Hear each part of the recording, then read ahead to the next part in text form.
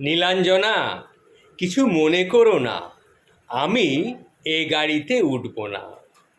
তোমরা কোণারক, উদয়গিরি, ধবলগিরি এসব ঘোরো, আমি অন্য গাড়িতে অন্য পথে যাব।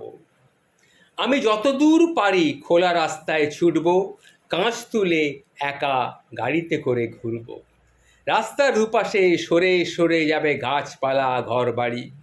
ধুধু মাঠে কোথাও বা টিলার, কোথাও ছাগল গরু, ঘাস।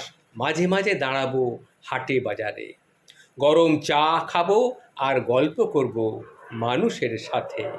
ফিরে আসবো অন্য পথ ধরে, একইভাবে রাস্তার দুধারে দুধারকে ফেলে দিয়ে আবার আমি ফিরে আসবো। ফিরে এসে গল্প করব তোমার সাথে, তোমাকে সব বলবো। তুমিও কিন্তু বলো তোমার রান্নাঘর দেখার কাহিনী। উপরে উঠতে উঠতে কষ্ট হলো, নাকি নন্দনকাননের বাঘ হাতিগুলো কেমন আছে সেগুলো কিন্তু তুমি সব আমাকে বলো। আর হ্যাঁ, যদি রাগ না করো তবে সন্ধ্যায় সমুদ্রের তীরে চলো, অন্য গল্প হবে। সেখানেই প্রাণে প্রাণে যা গোপন ব্যথা আছে তা আমরা বিনিময় করে নেব। ডাব না কুলপি, যা ভালো লাগে বলো।